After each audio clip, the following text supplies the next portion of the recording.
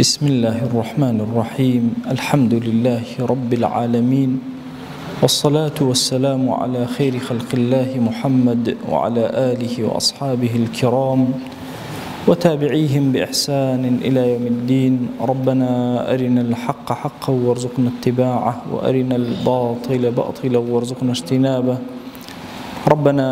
آتنا في الدنيا حسنة وفي الآخرة حسنة وقنا عذاب النار. بەڕێزان و خۆشەویستانم، ئێمە لە خزمەت مەنازیلی سالیکینە ژیان بەسەر ئەبین، ئەو سالیک و پیاوە گەورانەی کە بەرەوخوا چوون چەندین مەنزڵە و چەندین پلەیان بڕیوە. لە دەرسانی پێشووە باسی مەنزیلەی غەفڵەتمان کرد، یەقظەتمان کرد کە ئینسان لە غەفڵەتەوە دەرەچێت بۆ یەقظەت. باسی مەنزیلەی تەوبەمان کرد. ئێستا باسی مەنزیلەیەک نزیک لە تەوبە ئەکەین، مەنزیلەی ئینابەت. زۆرێک لە زانایان فەرموویانە ئینابەت یعنی تەوبە، بەڵام غەڵەتە ئەوە.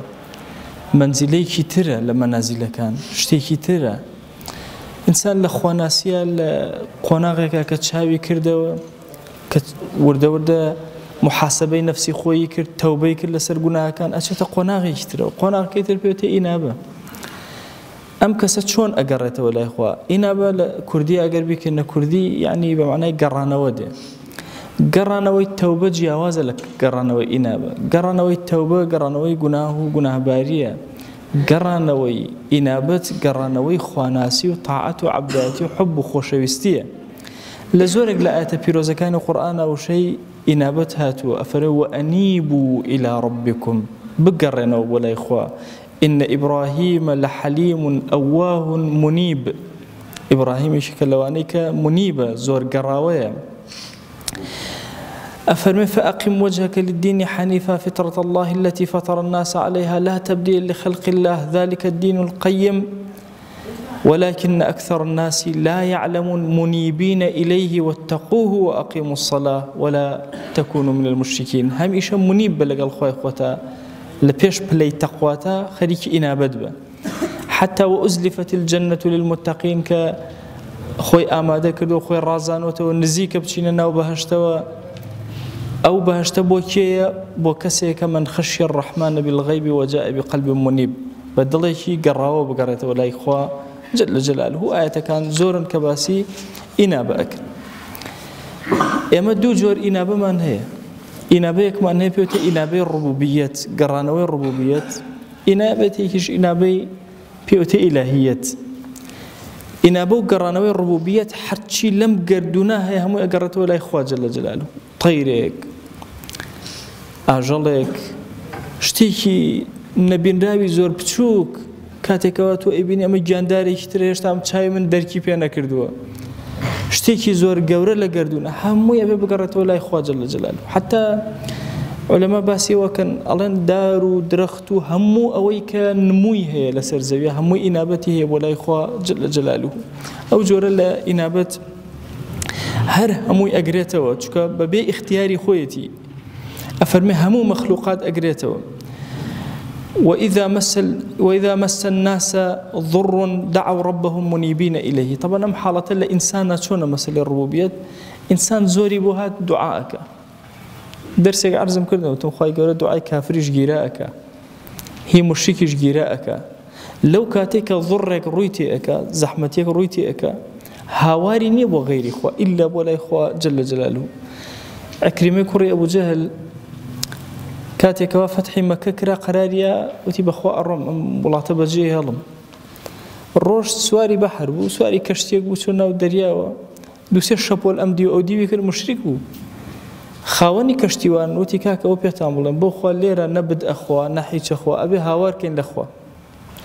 ئەمیش لەخوا ڕای کردووە بە کۆمەڵە بتەوە. ئەفەرمێ بیری کردەوە وتی حەل عیلاج، وتیان وەڵڵا هیچ عیلاج نییە. وتی کاکە من ئەگەڕێمەوە. شكرا شون أقرأ شون أتواني وتلابا ملا أقرمه وخوي خصنا أو ملا قرأوا بتكاني فردا كهات خزمة بيغمر صلى الله عليه وآله وسلم فرمي مرحبا بالركب المهاجر أو كسيك سواري الدرياب واستراكات وهجرتك وقرايا بهجرتنا يبر بيغمر صلى الله عليه وسلم شكا هجرتك بو راس الدين رايك البلا مو بسبب هدايتي تصورك بو كوير لكاتي ضرونا راحتي وزحمتي حد أبي بقريته ولا إخوة أما بشي الربوبية هم مخلوقات لكاتي زحمتي أنا شاو كان يبرز كانوا هوار ولا وكان إنسانيش أوها والله كامي زور متمردة زور دجبدينة زور ملحدة كزور بوهات هاوار لله أكا جل جلاله أفرمي ثم إذا أذاقهم منه رحمة إذا فريق منهم بربهم يشركون سرتا أو هاوار كان ألاغلنا بار دوايش كوا كوتنا نازل نعمدس كانوا بشركوا شريك بوخوا قرادان بويا حتى مشركين لنا الدريايا كاتي الشبولي دريان أبيني بمديو أو ديوا هاواريان لها لصا هاواريان لها لصا غير إخوانية كتي دواي فلما نجاهم إلى البر إذا هم يشركون كنجات شيء ودسا كذا وبشرك بخوا قرادان أم جور لقرانو بولا إخوان ببي اختياري إنسان حتى جاي ذهني خوي لو كاتا نية يكسر هاوار بولا إخوان أبا لكاتي زحمتي كان ولكاتي نارحتي كان بلام إما أميك ما بس معنا ألين أجيت بلاي خواناسي لإنابة أما نية همو إنسان يدقات أو بلاي إنابة الربوبية إنابة ألوهية شونا أفرمي أو إنابته كإنسان أقرته ولا إخوة جل جلاله بمحبته بملكتشيه الرؤى أكات أخوة بجد أكات غير أخوة هم يوازل إهنا اسمي منيب تنهابو كسك أبي أمشوار حاليتي أبي بخوشويستي بقرته ولا إخوة خوي ملكتك لحضوريا وتنهار روجكي أو به بجد كات غير أخوة جل جلاله ابن القيم فرمي أجر أم شوارتي أنا بو إنابة النكر نجش تأوبله بويا يكيد لك كاركاني إما لقال أو إما الشوان استغفار كين توبة كين أولا بشي بعض منزلي توبة منزلي إنابة أمية بيركم وكم الله إحسانم كردوا سيري إحسان كان كم أي إلهي سباز بوتو ببر بدلتهم خوش أوي ملكتيتهم والله خواي غيرتهم ناوي لأنه جكتك علي رؤكيت أخوة جل جلاله إن صلاتي ونسكي ومحياي ومماتي الله رب العالمين أو إنابة هرشي شتما هرهم يخوايا جيانو مردنم حياة وممات شن قوري همو حياة مهيتو يا أخويا روناك مهيشوين يكتر أما أو بليك وشي منيبي وبكارية ويا رحمتي خوال لهارويبي أفرمي كاتي قرايته وبولاي حق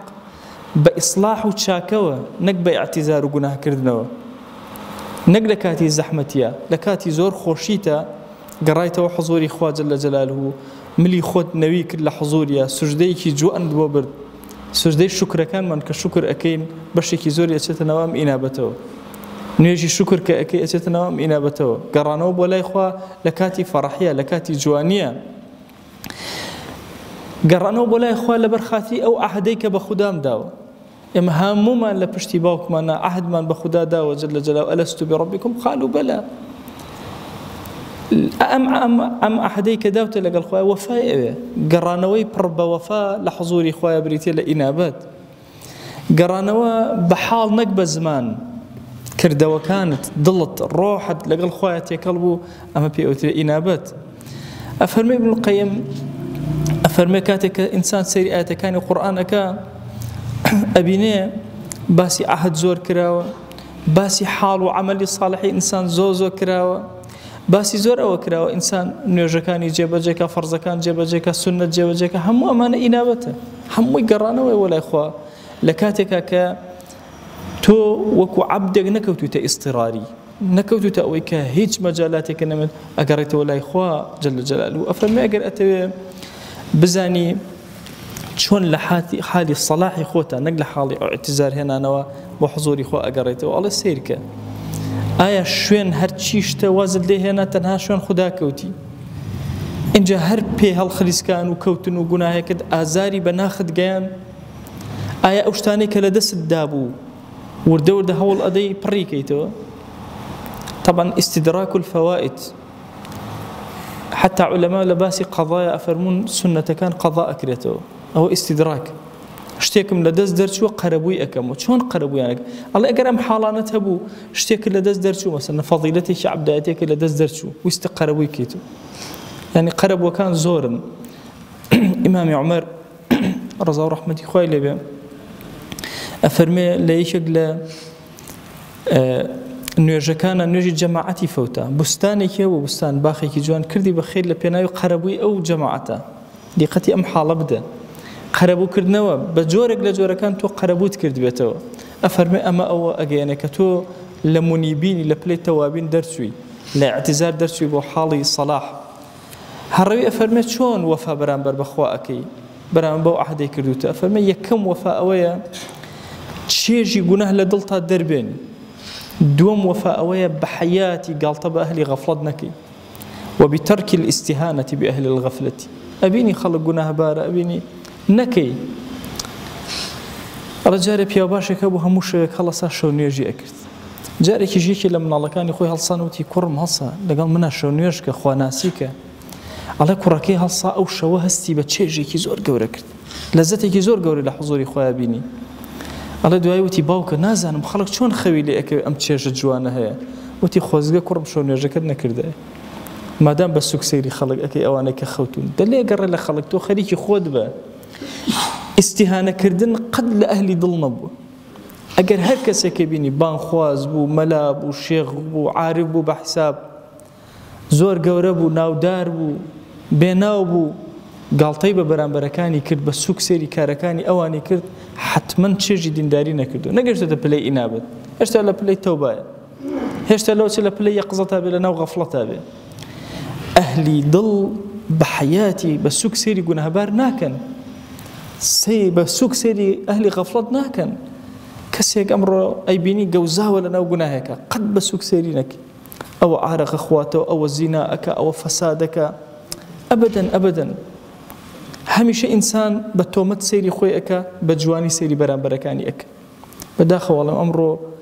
يعني أمتي إسلامي كار لو درس شو بزيبة گناه بارانا بيتو اللي قلت شاكا كارانا خرابك زيادة الربيئك استهاناك كسمان كاري كسمان بهيج نازم هم ولا بشي استهانة ديار ظلمان زندون نية ديار نجيش أنت أو بليك بلي إنابة وقرانا ولا إخوة ويا أواسري قدري يكتر نازنين أهلي خواناسي زور بقدر سيري يكتر أكن هر كسي كان بيني خريكي خواناسي زور بقدر بلانا وسيري أكن أزان أم كسا خزمتي دين أكا أم كسا بيام أجياني بو دائما ضليان لقال هرهم ويانا دعاء بو هرهم ويانا إما أمر لأمتي إسلامية لم كشا زو تيكوتين ممكنة تشيجي قناه لضلمانا دربينين دعاء لذاتي كتري خواناسي نورية الضلمان كأم نورية الضلمان سبحان الله بسوك سيري برامبرا كان مانك بما نوايا كل أو خلقنا شونو يجكا أو خلقنا ذكري أكا أو خلق دليل قرر لخلق خريكي خود به أهل ضل قالي خويتي نقالي خلق حقيني وسر خلق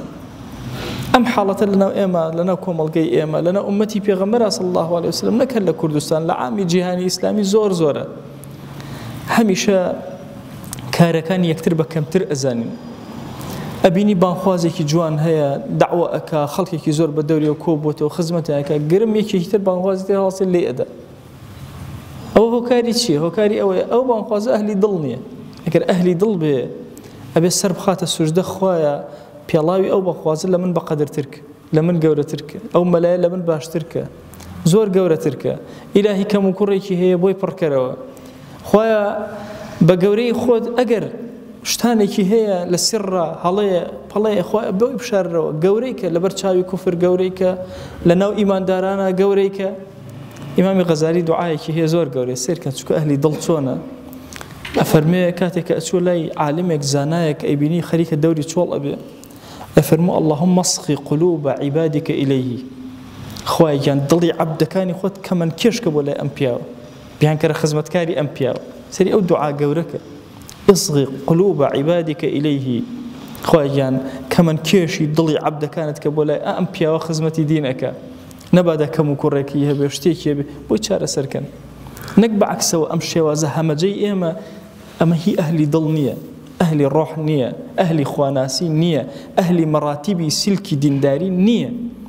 أما صفتي دجلي شيطانية كفر أمي هنا وتناو إما ويجارك وتارك باس يوم كدو رزقار بون لكفر اما زور كدو ازانين بزمان رزقار بين بلان كاك التوحيد اواي الرزقار بون باب ابكر دوي ضلي خوت الرزقار كدو لكفر لا شرك سيركي كاتك كفر هيرشي وهم هنا وحضارتك جورها توا حضارة إسلامك ورد ونبي للضل شاخريك ونبي الضل ما نبي ضلك إسلامي بيت شيج ما نبي شيجك إسلامي بمعنى كلمة بمسلمان بين أما بشكل لومان أفرمكات أهل غفلتي بيني أبي أم زور أجاي لي زور بترسل ليان وزور رجايها بخوادريان كلو زور بترسل لوي خواجان أما نخيتنا وأقرأ أمانة جوانا أمانة مخلوقاتي تون أمانة عبدي تون لا يشتريش زور رجاي بخوايا داوال لي أكم بقوري خوت أمانة رزقار كي نجاتيان بي بنان بي هند جار وكو هالرأي فرمي الرجاب والنفسي خويبك لو كاتا خويان من الرزقار كل ولا من الرجل الرجال نم يريتو السر أما توشي أم غفلة من كيتو إن جاء أفرمي هميشة خويوكو خزمة كار ببيني نقوكو قورة نقوكو السيد هميشة بخزمة كار سيري خويبك سيري حالي خويبك إن جاء أوكاتا أو بليك مطلبة قيشتوتا أو حاليك وفايها وبرامبر بو عهدي لقل خوايا جيبا جي كردوا أي لحالات شون بقينا حضوري خوا شون كردوا من هل سكوت ما هم لحضوري خوايا به إنابتي هبه أفرمي ما يزبل عملي خوت أبدا سيري عملي خودنك حتى شورش خليكي خواناسي دين داري قرآن طاو أكي دسبي أكي خليكي ذكر خواني ذكر طاو أكي شون نيوج أكي نيوج أكي دعاء زور أكي خليكي بدم مسلمانا نوي هميشه زور ببچوك سيري كردوا كانتك ما يزب أم كردوا أنا هيتشي فائدة إني أبو من لقيامته أما أنا بأمري خوا جبجي أكا متوابة تمانيم يقدر أن أجري لي ورقرم وهميشه خود بمضطر بزانه كسكوا أكيت حالتي اضطراري أما يجيب المضطر إذا دعا هميشه بو حالة كأنما كوتت النور نار رحيتك زورو هاور ولا إخوة هني ناخذ هميشه أو هابي لقى الخوا إخوته وهميشه لطفي خوا علامتي لطفي خوا بسر خوته بينا هر كردويا كردوته بلطفي خوا نوجكم جيبا جيكرت بلطفي خوا توانم استغفاركم بلطفي خوا توانم كلمة خير بمسلمان بلم بلطفي خوا لو تارك عيني بجدارم كرد بلطفي خوا ظلم جولا بكردوي خير بلطفي خوا باريكم بيا كردو بخشيم همي لطفي خوا يا ابينم هيك ربطي بمنونيه ام حالتي انابه أما حالتي إنابتي طاو قرانا ولا إخوة جل جلاله سيدي بيغمبر كان صلى الله عليه وآله وسلم بعظمتي خوي أفرمي أجر من خدا نبي جل جلاله رحمتي أو نبي بس زي أو نبي بعملي خوم ناس منه وبهشته أي قرب سر أي مسيري أم توزع عمل لما بكينو بطلمان بي خوش بوام بزاني تيجي ما نيشته چیت کردو با امتی پیغمبر صلی الله علیه وسلم چیت کردو با ایمان داران چیت کردو لخواناسیه لچه پلی کی ام پلی اینابه پلی کی زور گوری پلی اینابه تو قرانا ولا اخوا جل جلاله لدوای توبه دس بیک تو لخوی غفلتای بخبر دی که بخبر هاتی هر اونده خود دوزیه وکو مسلمان لحال یقظته لدوای اما ایتر محاسبه خود اکی کردو جوان و ناشنکان جی اکی تو لخوته دسكي بالتوبة لسر خرابة كانت دوات اللم قناغة تجاوز أكي أشيت بلايكي برستر بلاي إنابته والرجوع ولا إخوة أبم شوازيك عرزم كرد خويان لد أبارنا ولد ألالينا لم زمني بكسي أمتي بيغمبرها صلى الله عليه وسلم لم زمني كلكبوني قناها بسرمانا لم زمني شبهات الشهواتية شاريك من نية درقاوانك من نية کەسێک نییە دەستمان بگرێ بەرەو خواناسی و بەرەو بەرزبوونەوە بۆ لای حوزوری تۆ خۆمان هاتین سەرمان کرد بم کتێبانە لعل کەلیماتی پیاوانی گەورەی وەکو هەڕەوی و ئیبن القەیم دڵەکەمان ئاو بداوە بۆ لای تۆ بەرزمان کاتەوە ئیلاهی هانامان هێناوە بەم پەرتووک و بەم کەلیماتانەی کە لای تۆن بسرا و قبوڵن لعل ئێمەش وردە وردە بەرزکەیتەوە لە سیلکی خواناسانە ئیلاهی داوا لێ ئەکەین ئەم ڕەمەزانە بکەرە جوانترین ڕەمەزانمان لسلكي خواناسيا زور برزمان كرو يا رب العالمين إلهي داوال لي أكين لجناها كان من ببورة جناها بأشكرا كردو ما نعفو منك جناها ببنهان كردو ما نعفو منك جناها نمن زاني كرد ما نعفو منك جناها الزاني ما نكرد ما نعفو منك خويا داوي لي بردن لي أكين لعبادتي كي كرتشو كالك كردمان داوي عفود لي أكين لنيجي بأجاب وانتيايا داوي عفود لي أكين لو خيال زوراني لنو طاعتك أنا أيكين بخوا پروردگار ایتر اما خریک درقتی خو من نین دەرەقەتی نەفسمان نین خەریکە لەناو گوناها ئەگەوزێن دڵێکی غافڵی بێ ئاگا نوێژێکی بێ ڕۆحمان هەیە ڕۆژوویەکی بێ ڕۆحمان هەیە ئەزانین ئێمە شایستە نین بەڵام ئەزانین تۆ کەریمی و شایستەی و قبوڵمان ئەەکەی بۆیە هاتوین تەقە لە دەرگای تۆ ئەدەین هانا بۆ لای تۆ ئەهێنین دەیا ئیلاهی خۆت بەرزمان کەرەوە خۆت وەرمان گرە خۆت قبوڵمان کە خۆت نزیکمان خەرەوە لە خۆت یا رب العالمین إلهي داوال لي أكين بناوي جوانت بصفتي برز باسم عظمت ضلمان دامزراوك لسر خواناسي لسر طاعت لسر عبدايتي أي أو كسي قد سبارد الزاير نكردو إمش لم ميدان الزاير مكا يا رب العالمين إلهي إيماني خوما سبارديتو أكين زايما مكا روحي خوما سبارديتو أكين زايما مكا أخلاقي خوما سبارديتو أكين زايما مكا نوێژەکان ما سپاردەی تۆ ئەکەین ئیلاهی دڵمان تایە زیندوو کەرەوە یا رب العالمین لەم مردوویە ڕزگارمان کە لەم غەفڵەتە ڕزگارمان کە لەم بێ ئاگاییە ڕزگارمان کە پەنا ئەگرین بە تۆ لە ڕیا پەنا ئەگرین بە تۆ لە تەکەبور پەنا ئەگرین بە تۆ لە ترسنۆکی پەنا ئەگرین ئیلاهی پەنایەکی زۆر گەورە بە تۆ ئەگرین لە کوفر و فەقیری ئیلاهی پەنا ئەگرین بە تۆ لە نیفاق ئیلاهی پەنا ئەگرین بە تۆ لە عوجب ئیلاهی پەنا ئەگرین بە تۆ لە هەر کردەوەیەک لە هەر خطورەیەکی خراپکە بە دڵمانە ئەگوزەرێ یا رب العالمین ئیلاهی لەم زەمەنی بێنازیەمانە بەخوا کەسێک نییە نازی ئومەتی پێغەمبەر صلی الله عليه و آله وسلم هەڵگرێ هانامان هێناوە بۆ لای تۆ ئەزانین تۆ دەرمان ناکەی ئەزانین تۆ وەکو چۆن باوکێکی بەڕەحم بەرامبەر بە مناڵەکەی هەمیشە دەستگرۆیی ئەکا ئەزانین دەستگرۆییمان ئەەکەی ئەزانین زایەمان ناکەی بۆیە هانامان هێناوە بۆ لای تۆ ئەم عەبدە زەلیل و فەقیرانەت ئەم عەبدە پڕگوناهانەت ئەم عەبدە ڕەشانەت یا ئیلاهی هانامان هێناوە بۆ لای تۆ قبوڵمان کە لای خۆت یا رب العالمین وەرمان گرە لای خۆت یا ئەکرەم الئەکرەمین ئیلاهی لێت ئەپاڕێنەوە لێت ئەلاڵێنەوە گرفتەکانمان چارەسەرکە ئەومان بێ حاڵ و ماڵە ماڵداریکە ئەومان بێ مناڵە مناڵی پێعەتاکە ئەومان بە مناڵەکانی ساڵحکە ئەومان قەرزارە قەرزی سەرشانی سووکە ئەومان کەم ڕزقی حەڵاڵی زیادکە ئیلاهی ئەومان دڵی نائارامە ئارامیکە ئەومان ماڵی نائارامە ئارامیکە خوایە ئارامی بەسەر ئەم وڵات و نیشتیمانەمانە ببارێنە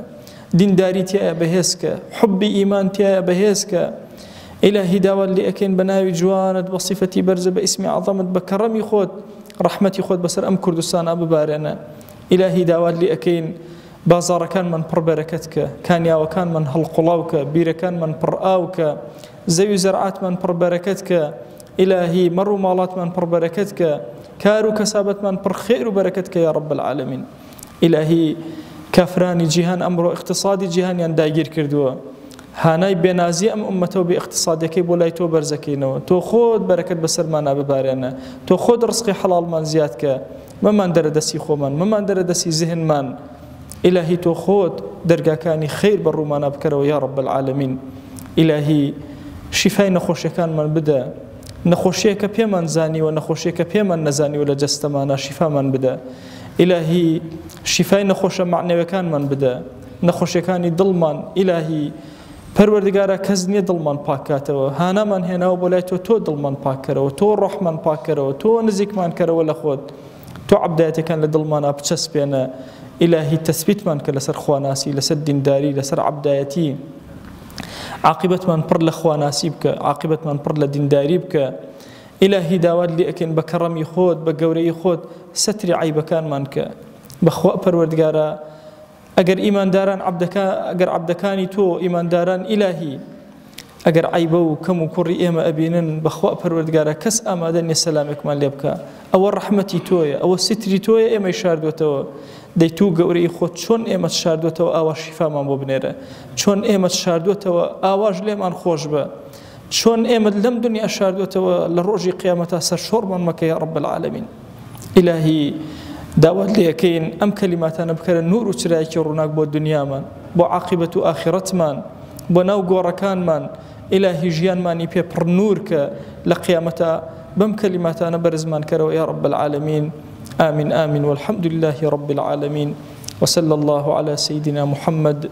وعلى آله وصحبه وسلم تسليما كثيرا أبدا إلى يوم الدين خوي قرر لقناهي من شيء أجبوري وخالي من خبلك